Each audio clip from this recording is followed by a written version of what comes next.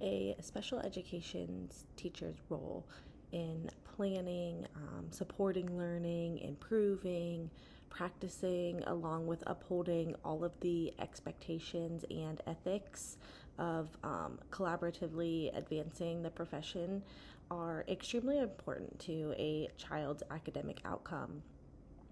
First of all, the special education teacher has to be flexible and willing to change and adhere to what is that the general education teacher is teaching. In my classroom, I have two types of special education teachers. I have a push in, pull out special ed teacher, and I also have a teacher on my caseload who takes one student the entire day and does all of his academics with him. So she's in charge of his grades. Whereas when my push in, pull out teacher is in my room, I do all of the teaching. She is just there to modify, and once in a while, she takes them and does like their testing, all of the stuff that they would need for their plan. Um, Special education teachers must uphold professional expectations and ethics because they work a lot with different specialists who are more knowledgeable in all of the modifications that the child needs. The IEP of a student looks different for everyone, and a special education teacher is the one who creates that with like all of the people that are involved. So there might be a psychiatrist or physical therapist, occupational therapist, the principal.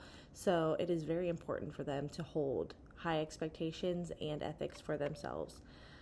Um, there are always ways to advance in profession, and I think with the many advances in technology, there are so many different ways to do all of the things that need to be completed for the special education teacher.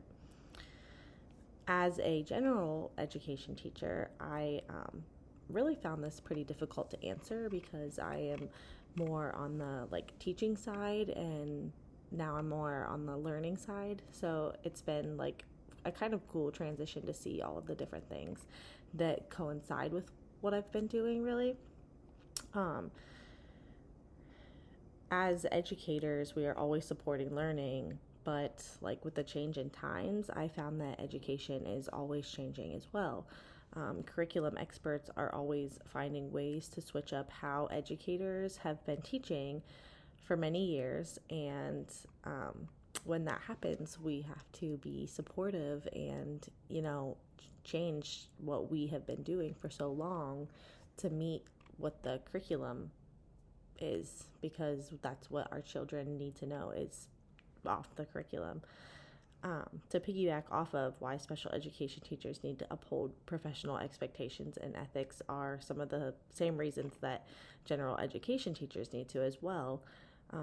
We have front row seats to dealing with parents. So, a parent does not want their child to be with somebody who, does not hold any type of expectations or values at all. I believe that collaboration in the general education field is a great way to advance in the profession. There's so much you can learn from collaborating, and at the school where I teach at, that's where we really focus on a lot. As an almost 5-year educator, I think one of the dispositions that I currently possess is compassion. I have worked in 2 districts in the last 4 years, almost 5, and they have been very low demographic. I also taught in a time that was very unimaginable, where, COVID was a thing that we never thought that we would have to deal with.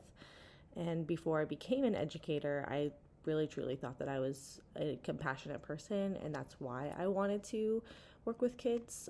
That's what I've always wanted to do, is work with kids. I love seeing the light in my kids' eyes when they see me for the first time every morning. When they go home, I get a hug. Those are like some of my favorite things. Working in the school that I do, I know that not all students are going home to good home lives, and most of them are single parent living homes. They have lots of siblings. Their parents don't work, but they also don't really do anything like extracurricular activities outside of their houses. So some come back the next day tired, from babysitting, or they were dirty because they didn't have running water for the last couple of nights.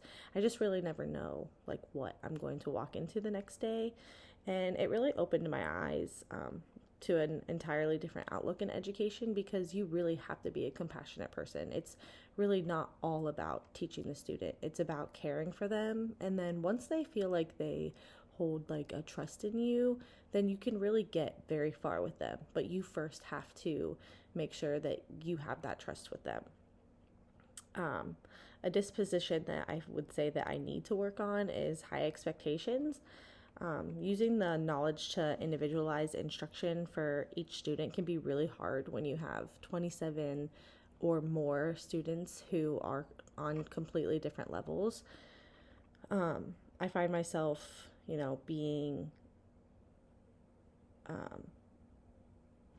I also feel like I need to really work on including my students within the high expectation disposition, on letting them, create their outcome, because I really like to have control of my classroom all the time. And I feel like if I allowed these students to, have their hand in, what their goals might be for the year, they would maybe be a little bit easier to work with. And I think that would be important because, including them, like that's what they want. They want to be included.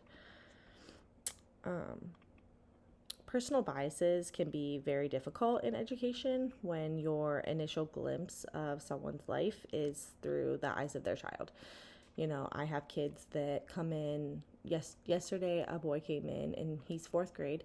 He had a giant energy drink and he said that I didn't sleep last night, so my mom got me an energy drink. And the first thought that I had was, he's 8. Why does he need an energy drink? So, I'm wondering, what's going on at home that his mom felt like this, he's not my kid, so I can't make that decision, but like, why does he need an energy drink? And, children don't really hide much of anything, so they're an open storybook without even realizing it. I think that this affects the expectations that teachers have for their students, because we already treat every student differently just because of the different demographics or different home lives that they may have.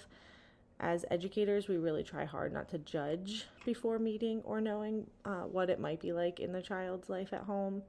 But because we care for them so much, that can be hard sometimes as well. And, we need to obtain like relationships with our students and also their parents. We might want to know the reasoning behind, what's going on. But, that's truly for them. We are with them the majority of their day. So, I can always tell right off the bat when somebody's having a bad day. And, it's our responsibility to take care of them at school, but, we can't really take care of them at home. So I think that like working on the personal bias is, can be very, very hard on teachers. My name is Emily, and thank you.